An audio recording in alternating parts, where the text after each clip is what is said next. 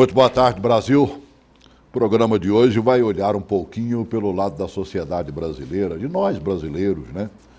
Estamos aí vendo uma crise que parece que vai se esticando cada vez mais e mexendo, acima de tudo, com a vida de cada um de nós. Não há coisa mais terrível para nós que vivemos um período de 20 anos atrás, 30 anos atrás, até para mais, e que soubemos o que é a verdadeira inflação, quando a gente vê essa inflação galopando agora, já nos 2 dígitos, por exemplo, isso nos apavora por demais, porque quase sempre a inflação é bola de neve, mexe com o bolso do brasileiro mesmo, mexe com o bolso de qualquer nação. Nós estamos vendo a Venezuela passando uma tiguaça danada, né? Os irmãos venezuelanos não tendo o que comprar, mesmo tendo dinheiro, e o dinheiro também não vale nada. Está como nós aqui, na época em que entrou o governo Sarney, mais ou menos, né?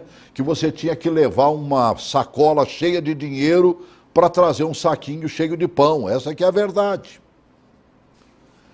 Então, como é que a gente vai sair disso tudo? Qual é o comportamento que nós devemos ter? De que maneira nós devemos reagir, né?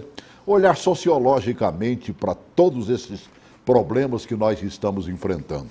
É o propósito do programa de hoje, e para isso nós estamos recebendo, ele quase sempre vem aqui como cientista político que é, mas eu faço questão de identificá-lo também como sociólogo, né? E hoje eu sou sociólogo, Rócio Barreto, né? Verdade. E cientista político. Seja bem-vindo, obrigado por atender nosso convite. Obrigado, Celso, obrigado à TV Gênesis, a você de casa, com todo o carinho que vocês nos dão a nos ouvir. Quero cumprimentar aqui o companheiro Denizar, que também é cientista social. É um prazer aqui, Celso. Agora, essa crise econômica que a gente vem passando, eu posso dizer que ela é cíclica. E a nossa crise é mais política do que econômica. Eu posso tentar explicar para vocês, porque a gente vê a inflação, a gente percebe que o desemprego é mais na área de serviços. Aqui em Brasília é o local mais difícil que a gente percebe uma crise financeira. Aqui a gente já sente com o atual desemprego. E no Brasil hoje a gente tem em torno de 13 milhões de desempregados, mais ou menos 13. A gente, no governo Fernando Henrique também tivemos uma crise assim, quando houve a desvalorização do real, a gente teve mais ou menos de 12 a 13 milhões de desemprego. Mas não sofremos tanto naquele período. Nós vínhamos, o governo Fernando Henrique já vinha numa recuperação real. Isso, sem dúvida. Né? E o próprio nome diz, real, né? E a gente estava valorizando, nós chegamos a R$1 valer $1, mano, velho. Deixa eu apresentar o Denizar aqui, né? Denizar de Souza, obrigado por ter vindo, mestre em sociologia, né? Celso, eu que cientista social. É isso aí. Professor. Professor, acima de tudo, professor. Acima de tudo, né? Celso, eu que agradeço mais essa oportunidade de estar aqui conversando com você, ao lado de um colega ilustre aqui na área da ciência política. E nós vamos ter que falar aqui de reforma econômica, de reforma política, dentro da reforma econômica, a reforma tributária e a reforma do sistema político desse país, se quisermos pensar a superação da crise que é do sistema. É mais do que dos indivíduos e do comportamento deles. É o sistema que está viciado e cheio de problemas. Sinceramente, Denizar, nós não temos que fazer uma reforma da mente dos brasileiros, não. Porque a grande maioria não sabe o que é inflação, mano, velho. Nós que chegamos a ver, por exemplo, inflação de 80% ao mês, né? Porque quando na era Collor ali, quando ele veio com aquele famigerado plano que tomou o dinheiro de todo mundo, saía-se de uma inflação de 80% ao mês, né? Agora, essa meninada de hoje, eu fico pasmado, por exemplo, você vai num supermercado, né? Ele vai pegando as coisas, a meninada vai pegando e botando no carrinho, não quer nem saber. Porque vem de épocas boas, né? Em que não se via aumento de preço praticamente. Agora, eles vão ter que começar a reaprender, fazer uma cirurgia mental mesmo. Quando você tem 10% da população econômica ativa, a população economicamente ativa do país desempregada, né? O nosso colega falou aqui em 13 milhões. Já está passando dos 12, já, enfim, é verdade. Você tem, Celso, uma questão de, primeiro, a crise política gerando falta de credibilidade no mercado. Quer dizer, nem investidores internacionais, nem investidores nacionais nesse momento conseguem trazer capital para investir no país. Então, a primeira coisa que temos que pensar é recuperar a credibilidade política, não é? Uhum. Nós tivemos um choque agora, que foi o impeachment da presidente Dilma, e nós temos que confiar agora nessa etapa para que esse governo possa se estabelecer e a crise política comece a se apaziguar. Você está dizendo que haja um governo de fato e de direito, né? Porque o que está aqui é e não é ao mesmo tempo, né? Porque estou hoje presidente e amanhã poderei estar vice-presidente. E o caso da Dilma fica rolando no Congresso Nacional e a gente vai ver isso só decidir lá pelo mês de agosto. E olha lá, né? Pois é. É verdade, Celso. A gente tem percebido que esse descrédito junto aos empresários, além de ampliar a crise, mantém essa sensação de desconforto na população. O que a população gostaria de ter é o emprego, é chegar a ter saúde, ter educação, o que ela precisa para criar essa sensação de conforto.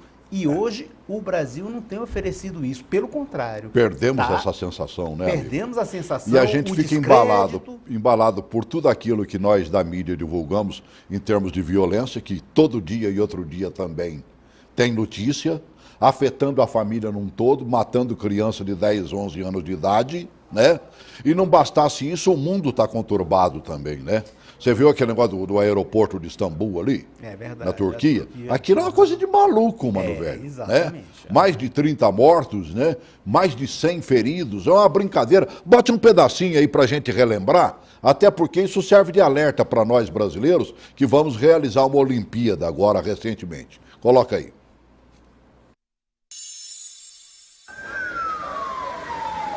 Foram ouvidas 3 explosões. Por isso, a polícia acredita que pelo menos 3 terroristas participaram do ataque. Policiais atiraram para tentar conter os agressores, antes que eles chegassem a um posto de checagem no salão de desembarque. Mas eles se explodiram. 60 pessoas ficaram feridas. Nenhum grupo reivindicou o atentado. A Turquia enfrenta uma série de ataques à bomba neste ano. 2 foram atribuídos ao grupo Estado Islâmico e outros 2 foram reivindicados por militantes curdos. As televisões que fazem notícia, né? Ontem acompanharam muito de perto isso aí. Eu cheguei em casa 3 e pouco da tarde, 4 horas da tarde, já estavam falando, né? E ficaram o tempo todo falando. À noite, os telejornais que eu assisti, pelo menos todos eles falaram. Hoje, pouco ou quase nada se falou. Eu busquei em alguns sites para ver a atualização, número de mortos, número de feridos. Não encontrei, sinceramente.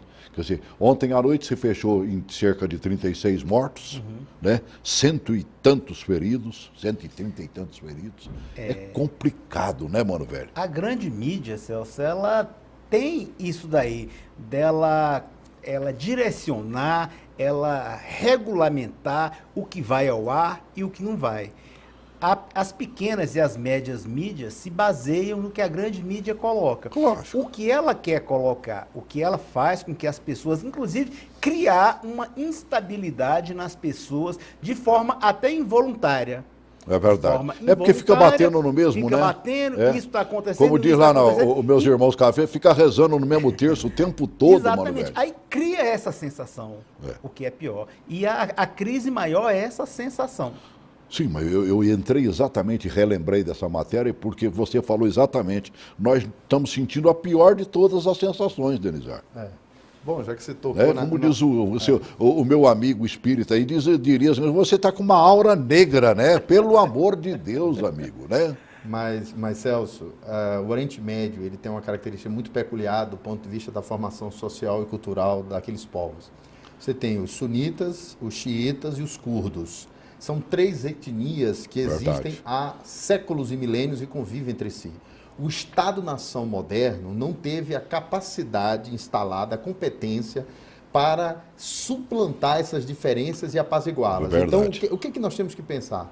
O Oriente, o Grande Oriente e toda aquela região do Oriente Médio, eles precisam se responsabilizarem, enquanto Estados-nação, pela macro questão do terrorismo, porque o Ocidente jamais vai conseguir O Ocidente jamais vai conseguir, pela via democrática e com o seu estatuto social, resolver o problema do terrorismo. Ao meu ver, aqueles países, a Liga do Oriente Médio, há de se ter uma integração entre Irã, Iraque, Arábia Saudita, os países do Oriente Médio. Eles brigam entre eles mesmos, né? Para tentar criar uma regulação, um maior controle da questão islâmica no Oriente Médio. Por outro lado, a Europa vai acabar fechando suas fronteiras e o projeto da União Europeia, ao meu ver, está ameaçado, literalmente. Por um lado, porque agora os países começam a sair do bloco, tá certo, da zona do euro. Muitos queriam, não tinham coragem, né? Com a Inglaterra dizendo, tô fora, parece que a coragem vai surgir. A tendência de fragmentação é iminente. Agora, o que eu fico olhando é o seguinte, quer dizer, já num mundo conturbado como nós estamos vivendo, né? Sem eira e nem beira, esta que é a grande verdade, o brasileiro também sem eira e nem beira. Esperando, evidentemente, que dê certo a partir de agora. A gente fica contentinho quando ouve algumas pessoas colocando que a economia está melhorando, que as coisas estão tomando rumo, tomara, queira Deus que sim, né? Mas você visualiza, por exemplo, nós não levamos muito a sério as coisas erradas. Há quanto tempo, acho que foi em novembro do ano passado, esse pessoal que ataca aí e que mata, que matou, por exemplo, lá na França, entrou naquele jornal, né? E tudo mais, o mesmo cara que comandou aquilo ali fez uma ameaça para as Olimpíadas brasileiras. Alguém levou a sério? A ABIN levou. Investigou, parece que está tomando, né, as devidas precauções, tomara que tome realmente, né? Mas há uma denúncia. E os caras não brincam em serviço. Quer ver? Vamos relembrar isso? Coloque aí, por favor.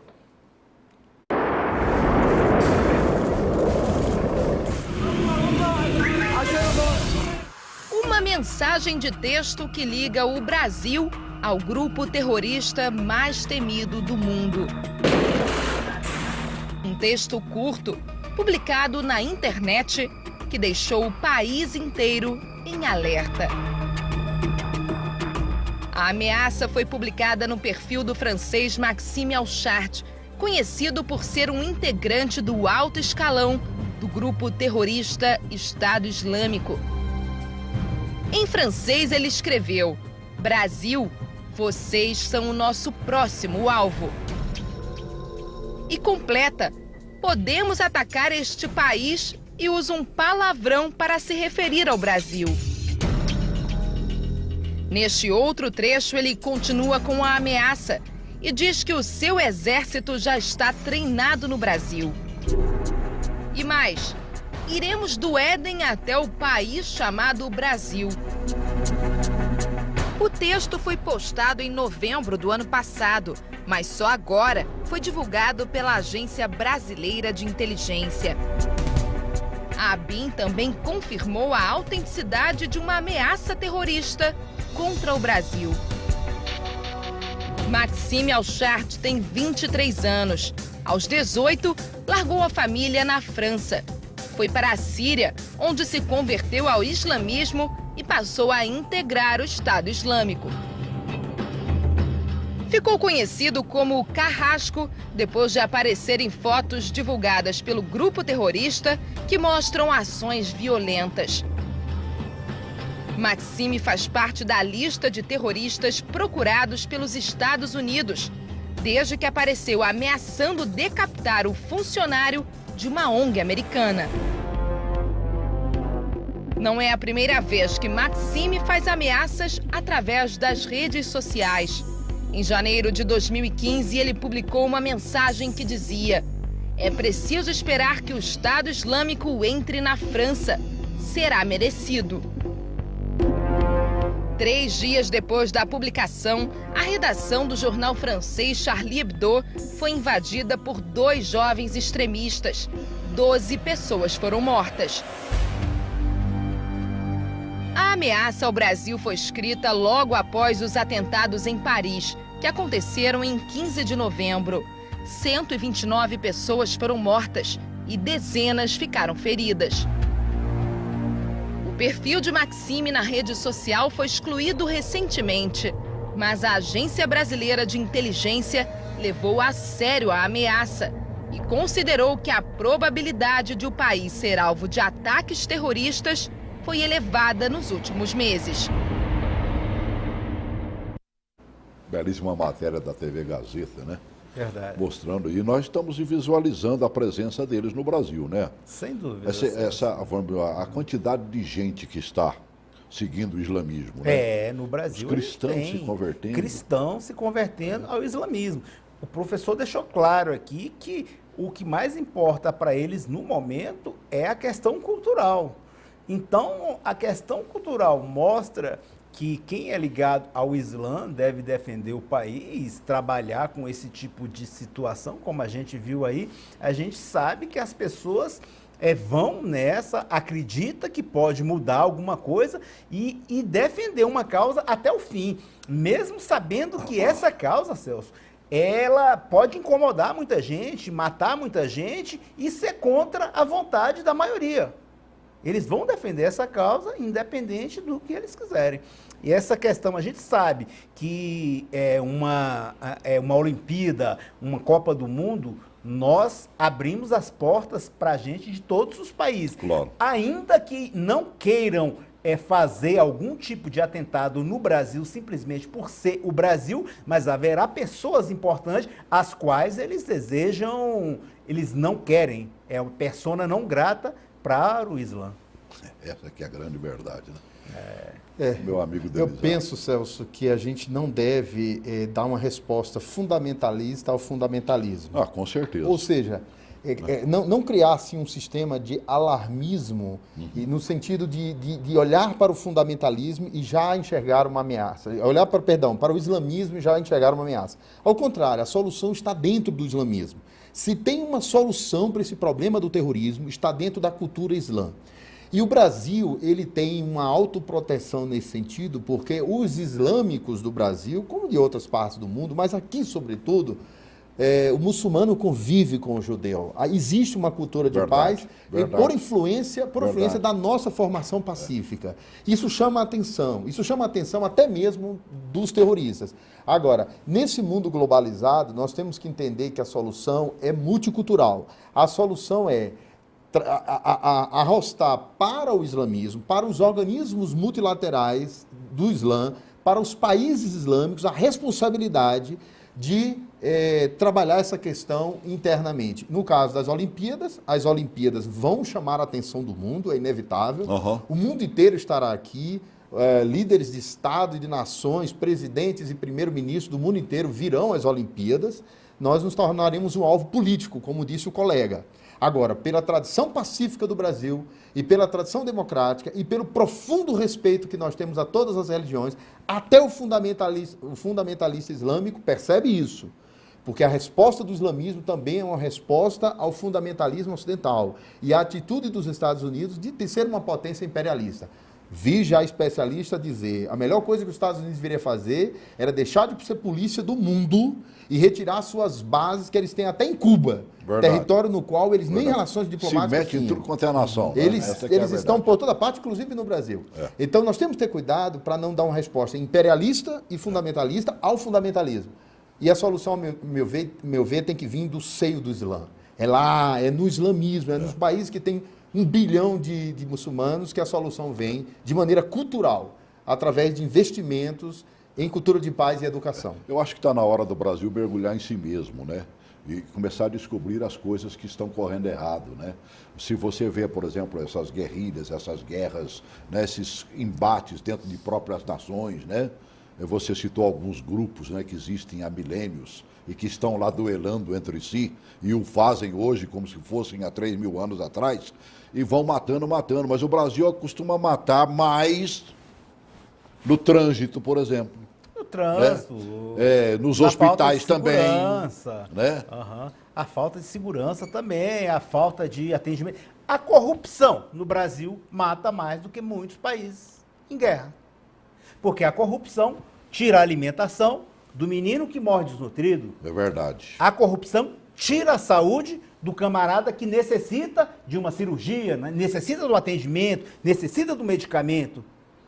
A corrupção mata as pessoas quando tira a educação dela, as deixa ignorantes para que elas aceitem propostas de violência como essas que a gente vê todos os dias. A corrupção mata mais do que muitos países de guerra civil.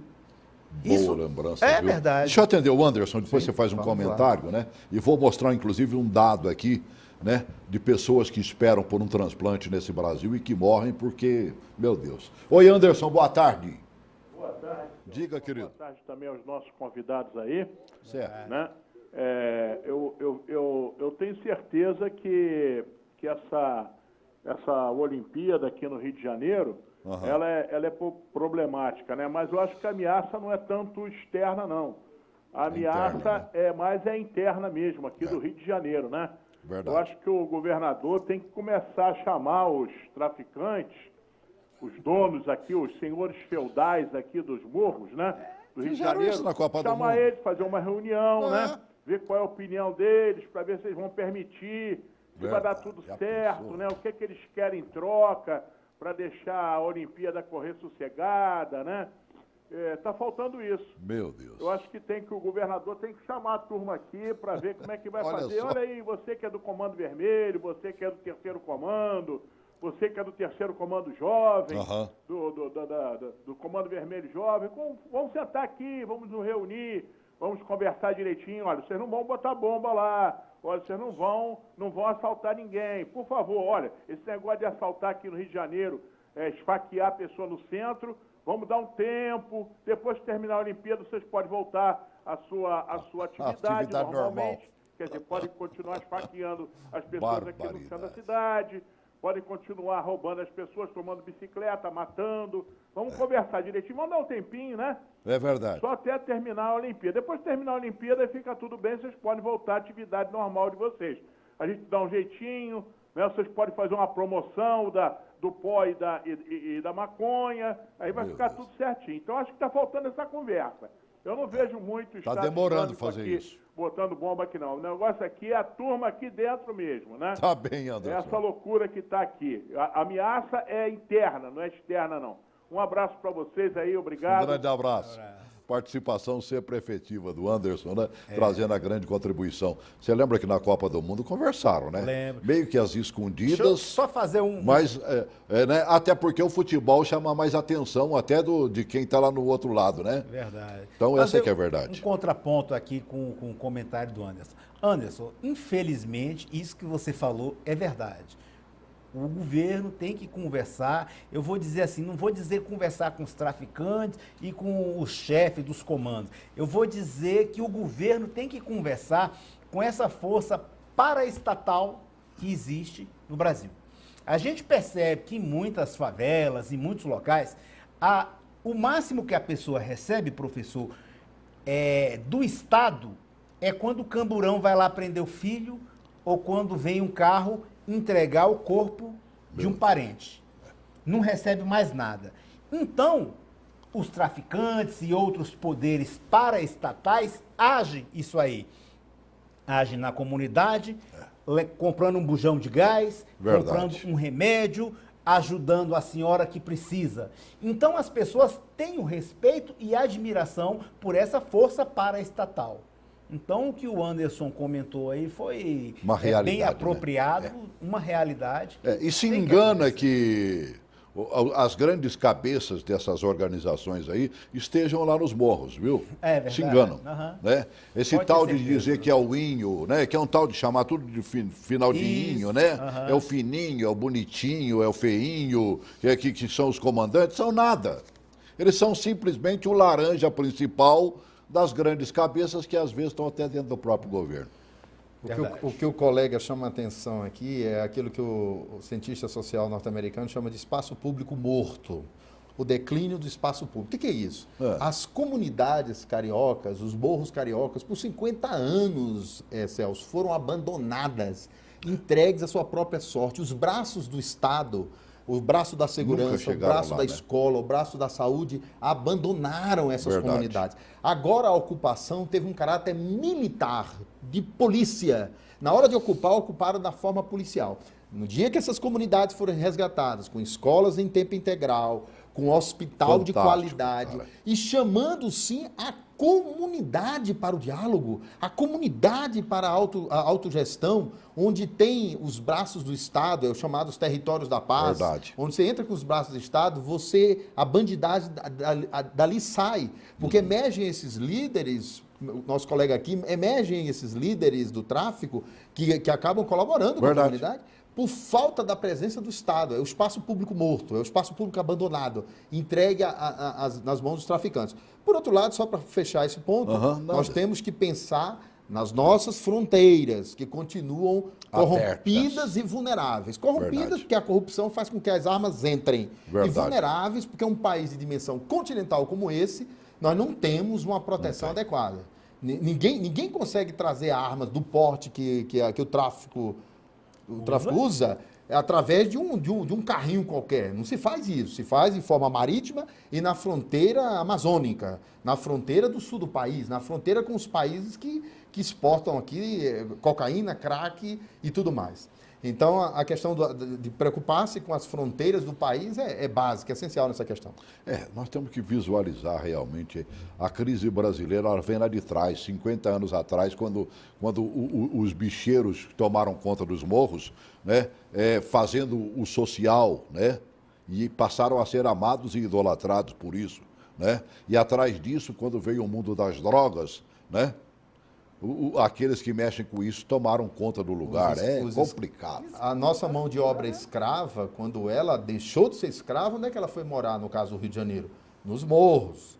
E o Estado ignorou por 50 anos essa população. E agora essa população está dominada também, tomada. O território político é tomado, muitos deles, pelo Ainda há pouco a gente falava, né, que pelo fato da gente não agir, né, não governar essa nação, nós acabamos matando mais do que as próprias guerrilhas que tem por aí, né? E eu falei de uns números, por exemplo, que me chamou demais a atenção e fiz questão de colocar essa matéria para que a gente visse nesse programa de hoje. Mais de 2.300 pessoas morreram no Brasil em 2015, simplesmente à espera de um transplante de órgão. 2.300 pessoas. Coloca essa matéria aí, por favor. Imagine um dia você acordar, abrir os olhos e não conseguir enxergar nada. Isso aconteceu com Gabriela devido a um fungo que contaminou as lentes de contato. Foram meses de tratamento enxergando com dificuldade apenas de um olho. Eles me informaram, olha, pela numeração você é a 564. Então aquilo já foi assim um choque para mim.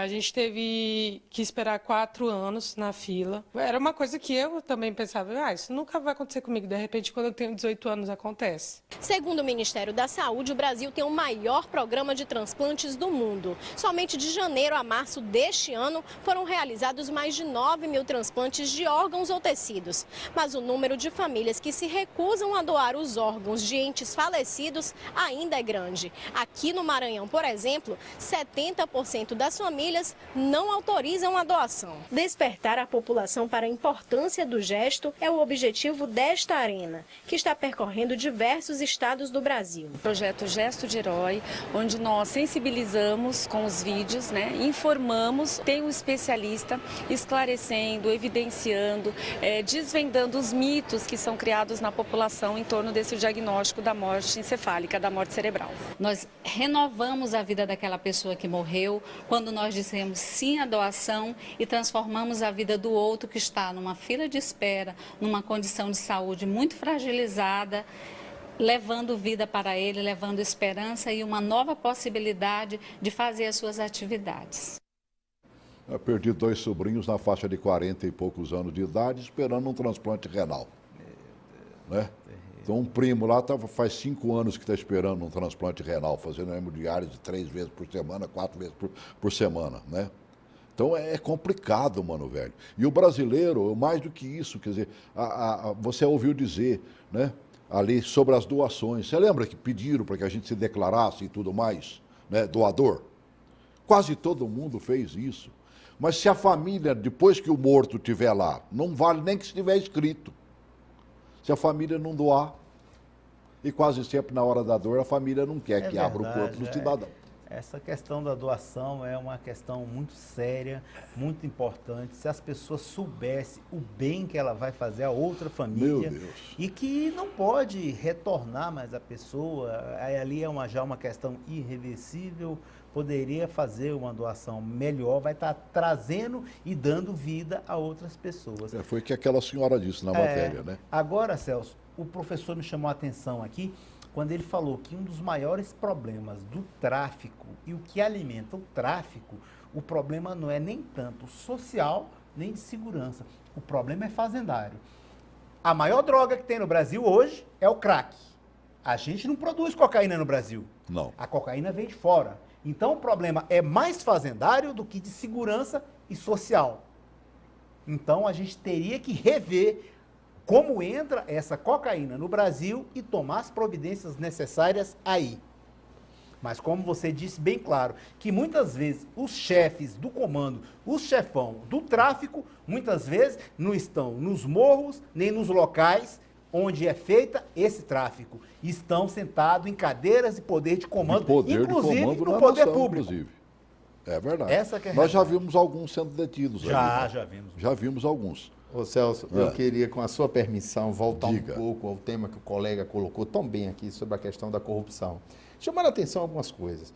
Nós continuamos, nesse país, a um governo que é de presidencialismo de coalizão. Esse é o nome bonito que se dá a seguinte coisa. Lindo de morrer. Como é o seguinte, eu tenho uma bancada de senadores e deputados federais e eu troco a minha bancada por pedaços do teu governo. Eu não tenho ideologia nenhuma, eu não tenho projeto nenhum. Se você me der um pedaço do seu governo, eu te dou a minha bancada. No dia que você me tira os ministérios, os cargos de confiança... Ô Celso, nós temos 50% quase dos recursos, dos tributos desse país, indo para o custeio da máquina, Celso. Nós até há pouco tínhamos 27 mil cargos de confiança só no governo federal. Os Estados Unidos inteiro tem 4.600 cargos de confiança. Até 2013 tinha 27 mil. Agora houve algumas reduções, deve estar ali na faixa dos 23, 22 mil, só o governo federal. Então, esse tal de presidencialismo de coalizão, que é um governo sem projeto e sem proposta, há uma prostituição entre o Congresso Nacional e a presidência da República, isso tem que acabar, Celso. E isso também acaba com o fim do financiamento privado de campanha. O financiamento privado de campanha faz com que empresas comprem candidatos e comprem projetos. E aí você, olha a Lava Jato, olha o escândalo da Petrobras. O que é isso? Uma promiscuidade absurda há 20 anos que está desse jeito. Empresas que financiam projetos políticos de partidos, partidos que se transformam em quadrilhas e ocupam o Estado para se perpetuarem no poder. Isso é corrupção, isso é a alma da corrupção desse país. Então nós temos que ter financiamento público de campanha, por isso que eu falava no início de reforma política. Financiamento público de campanha, a diminuição do número de partidos, porque nós não podemos ter essa 47 ideologias, partidos, né, não existe isso. Então, um Congresso republicano, em que a composição de governo fosse não pela troca política, pela troca do fisiologismo, do aparelhamento de governo. Os governos estão aparelhados. E aí, na hora que o governo está aparelhado, quem manda naquele território é o partido. Os partidos trabalham para si próprios e não para a população.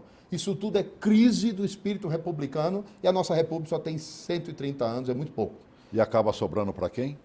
Para o povo brasileiro, né? Brasileiro. Nós pagamos a conta de tudo isso, né? É verdade. Celso, a gente voltando aqui, eu lembrei o seguinte, a nossa crise hoje, sem querer ser pessimista, mas a gente vai ter uma crise maior em 2018. Não sei se vocês lembram quando houve aquela crise no sul da Europa, me parece que foi 2012, 2013, onde Portugal, Espanha, um pedaço da Itália estavam vivendo um momento complicadíssimo, ruim, muito desemprego em baixa. Todos os brasileiros que moravam nesses países estavam voltando, porque no Brasil as condições eram melhores do que na Europa nessa época. E toda a crise, a gente pode ver a posição de muitos economistas. Eu tenho uns amigos que são economistas, às vezes a gente senta, bate um papo, e eles demonstram e mostram que as crises econômicas são cíclicas. A gente não tem o que fazer, são irreversíveis, elas vão acontecer, vai acontecer uma bolha nos Estados Unidos, vai incomodar o país, vai faltar investimento. Então, essa crise financeira a gente vai superar, vai melhorar. Em 2018, essa crise política vai ampliar a crise econômica e daqui 10, 15 anos a gente terá uma crise econômica ainda maior. Isso a é verdade cíclico. Essas crises econômicas, elas são manipuladas, né? Essa que é a grande verdade. Então talvez esse ciclo seja toma lá da cá, mano, velho. Por que o dólar sobe tanto, de repente cai? Talvez esse ciclo seja Você comprou na baixa, vai vender na alta, aí quando acabou o dólar na alta, você faz ele diminuir para comprar de novo. É verdade. E esse povo manda no mundo, mano. A gente sabe que existe um grupo que manipula esse tipo de situação, mas isso não deixa de ser ciclos. Esses ciclos vão acabando e vão voltando novamente, e a cada vez a gente tem que ir aprendendo com essas crises e aprendendo a se virar cada vez mais, porque elas não deixarão de existir.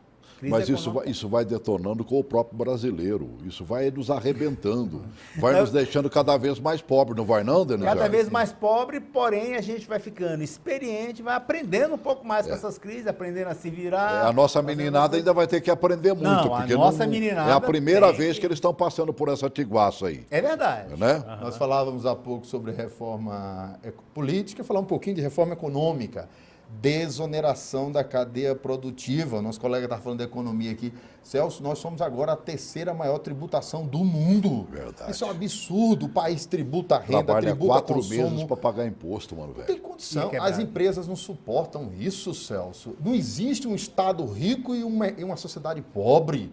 O nosso mercado, os pequenos e médios empresários vivem fechando e no limite do negócio. Então tem que desonerar a carga produtiva, tem que ter empresários que possam investir confiando na estabilidade do sistema, por isso que é preciso recuperar a estabilidade política.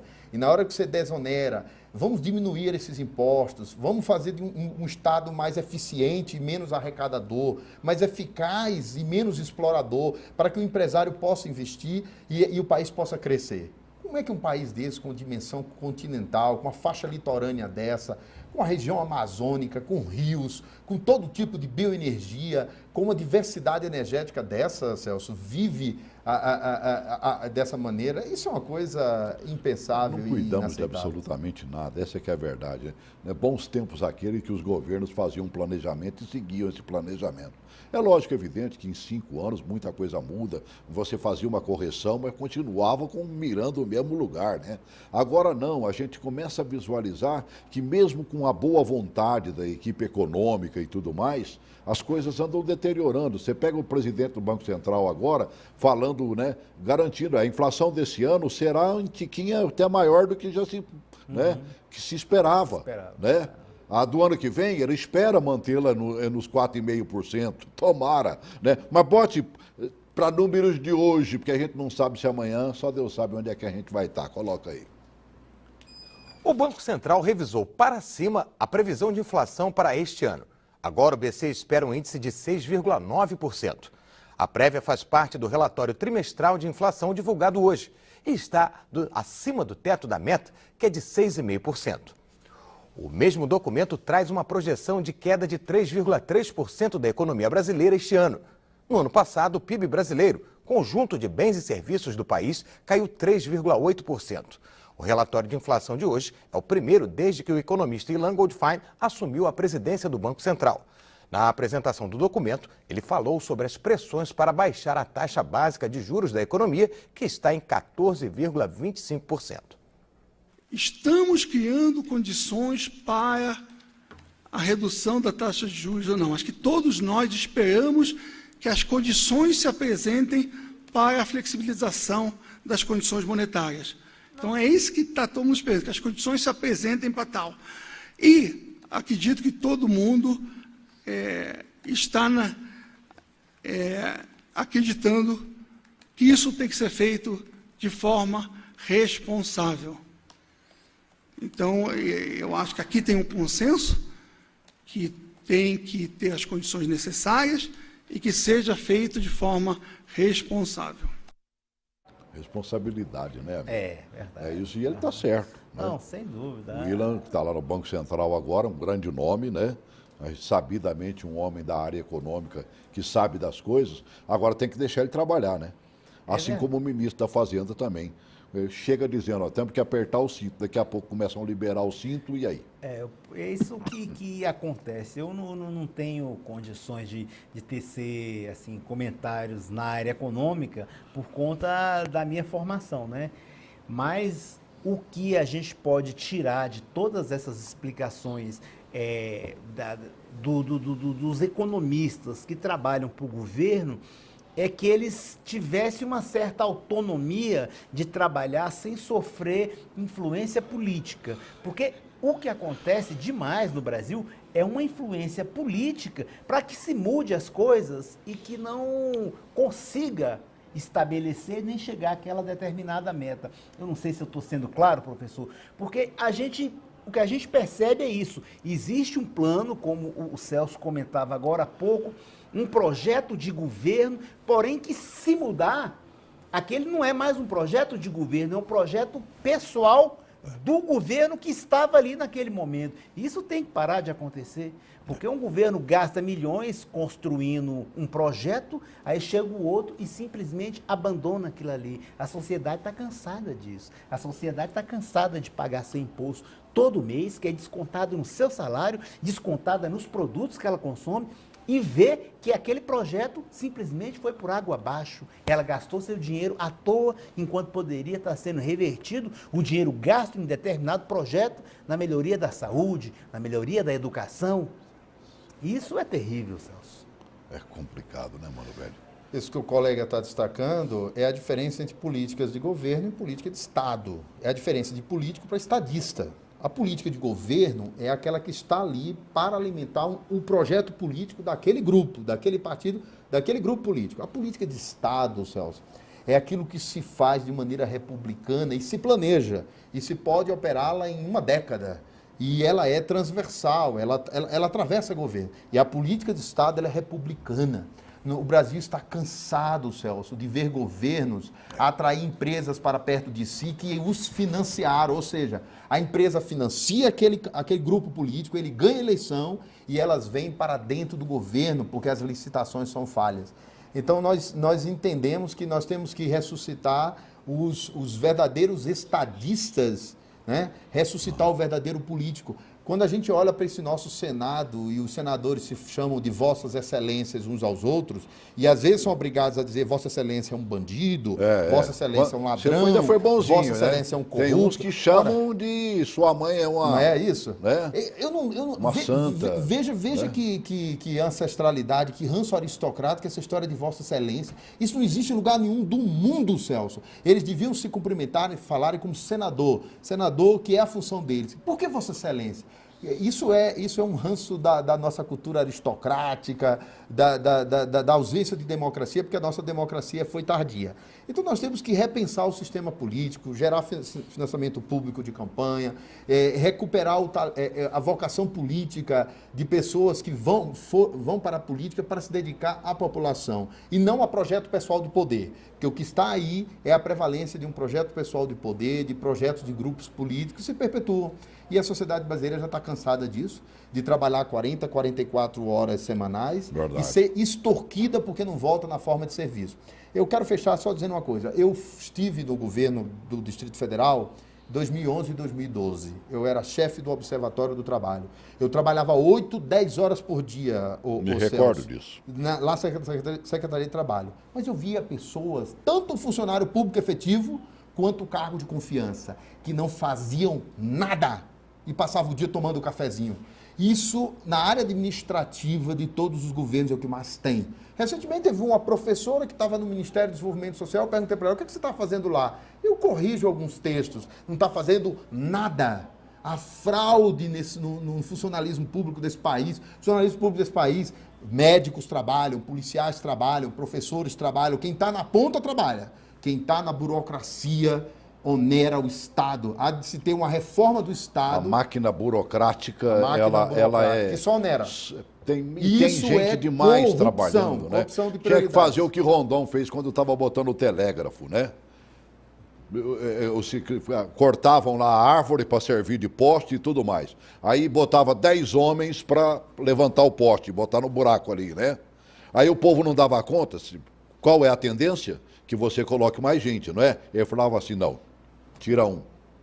Os 9 já falaram, vai tirar mais um, vai sobrar para nós aqui. Então dava um jeito e os 9 levantavam o poste. Então, e aprenderam isso com ele, que não foi necessário nem fazer muitas vezes. Então a máquina pública brasileira é cara e ineficiente. Recurso que deveria estar indo para atividade fim e que não vai. Isso é um horror, isso é um câncer no nosso sistema público brasileiro. E lamentavelmente esse câncer está corroendo o Brasil inteiro, né? Nós vimos agora há pouco tempo o povo gritando, não, de volta o Ministério da Cultura, de volta o Ministério da Cultura. Eu até achei bonito, né? Poxa vida, cultura é tudo que nós precisamos nesse país. Aí depois vem a bomba, né? 180 milhões sendo arrastado por aqueles que usaram a cultura como trampolim para roubar através da Lei Rouanet. É complicado. Coloca aí essa matériazinha e aí a gente encerra com ela aqui, por favor. Goldfein classificou a meta de inflação para o ano que vem de ambiciosa, mas possível de ser alcançada. Isso dependeria, por exemplo, da aprovação do ajuste fiscal pelo Congresso. Essa matéria aí, simplesmente o Ilan Goldfein, do BC, está dizendo que o ano que vem ele vai estar com 4,5% de inflação. Queira Deus que isso aconteça. É a próxima. Coloca essa sexta aí que fala dos meninos que dizem que fazem cultura aí. Sabem fazer bem essa cultura. Produtores culturais de um grupo ligado a eventos teriam desviado 180 milhões de reais da Lei Rouanet. O esquema é investigado pela Operação Boca Livre, da Polícia Federal. A Justiça determinou a prisão temporária de 14 pessoas. O grupo atua desde 2001 em São Paulo. Mandados de busca e apreensão foram cumpridos em Brasília, Rio de Janeiro e São Paulo. De acordo com as investigações, o Grupo Bellini Cultural apresentava projetos ao Ministério da Cultura para captar verba por meio da Lei Rouanet. Em vez de promover projetos culturais, os recursos eram usados para custear eventos corporativos e até festa de casamento em um hotel 5 estrelas. Mais de 10 empresas patrocinadoras são investigadas e estima-se que mais de 250 projetos teriam tido recursos desviados. As empresas faturavam com a dedução fiscal do imposto de renda e com a contrapartida ilícita oferecida pelo grupo. Com isso, o montante desviado pode ser maior do que 180 milhões de reais, de acordo com a Polícia Federal. Para o ministro da Justiça, houve falha na fiscalização da concessão dos incentivos. Nós, a partir dessa análise, e já pedi à Polícia Federal, depois vou me reunir com o Ministério Público Federal, a partir dessa análise detalhada do que falhou, o Ministério da Justiça vai fazer um estudo e propor mecanismos também preventivos. Nós tiramos disso uma grande lição, para aprimorar a auditoria, para aprimorar a fiscalização, mas nós não podemos, em hipótese alguma, criminalizar 3 mil projetos por conta de desvios perpetrados por bandidos, por criminosos, que se valeram da Lei Rouanet de maneira inadequada. Os presos na operação poderão responder por crimes como organização criminosa, peculato, estelionato contra a União, crime contra a ordem tributária e falsidade ideológica, cujas penas podem chegar até 12 anos de prisão. O ex-secretário executivo do Ministério da Cultura, João Brant, disse que as fraudes foram detectadas em 2013. Na época, a Controladoria Geral da União, o Ministério Público e a Polícia Federal foram acionados e a investigação foi aberta.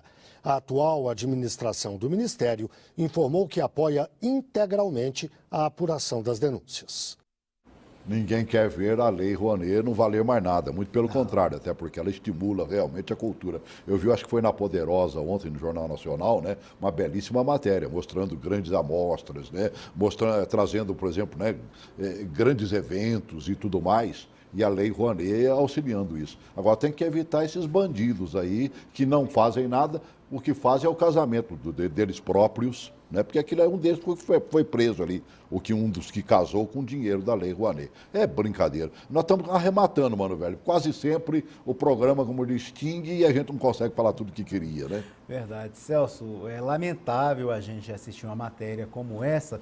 A gente mostra a fragilidade do Estado. A gente tem que trabalhar e tentar melhorar os órgãos de controle, fortalecimento da Polícia Federal, fortalecimento do Ministério Público, fortalecimento da CGU, que hoje é Ministério da Transparência, para que eles possam averiguar cada vez mais essas ineficiências e fragilidades do Estado, seja na cultura, na educação, em todos os locais onde haja dinheiro público. Tem que haver investigação e punição para as pessoas que abusam do dinheiro público e gastam como se deles fosse. Não fazem a diferença do público e do privado. Isso aí tem que acabar. Denizar, para a gente arrematar. Uma das maiores conquistas da democracia moderna foi a separação entre esfera pública e esfera privada. No Brasil, essas duas coisas estão misturadas através da corrupção. Agora, eu queria só dizer rapidamente que o DNA da Lei Rouanet, ela nasceu para patrocinar pequenos produtores culturais. Verdade. Para disseminar a Aí cultura. pularam para os grandes. Aí pularam para os grandes e uma elite cultural se abastece dela. Era o contrário. Essa elite cultural que buscasse o patrocínio privado. E o fortalecimento da cultura nacional viesse pela Lei Rouanet, pelos pequenos e não pelos grandes. Mas, enfim, para encerrar, a nossa última reforma é social. É instalar a educação em tempo integral e a educação do ser humano integral que nós sonhamos. Isso é que vai transformar o país e o mundo, Celso. E eu me baseio, mostra aqui para mim, Mário, né, para a gente arrematar de vez, no seu livro, né, Construindo a Paz. É tudo que a gente tem que fazer nesse momento, construir a paz, né? Porque há uma certa guerrilha dentro do coração de cada um de nós. Não sabendo o que será o nosso amanhã, fica complicado, amigo, muito complicado. Que haja governo efetivo nesse país, que a gente saiba quem é que está nos governando e qual é o caminho que ele está tomando. E que haja coragem, inclusive, de denunciar no momento certo aqueles que ficam cutucando com a vara curta, né? E exigindo mil coisas. Os jornais trazem sempre, ontem mesmo estava mostrando um senador de Brasília fazendo 1000 exigências ao governo ainda interino do Michel Temer, né? Por quê? Porque quer fazer parte da máquina, que é o tamanho do biscoito, o biscoito todo para ele não quer repartir um pedacinho para cada um, não. É muito complicado. Enquanto a gente continuar assim, não estaremos vivendo em paz. Essa é que é a grande verdade. Denizar, obrigado mais uma vez, Rócio. Obrigado por terem vindo. Obrigado, Celso. Um grande abraço para você e para os nossos telespectadores amigos aí. Tá o nosso amigo também aqui. Tá certo. Grande abraço para você também.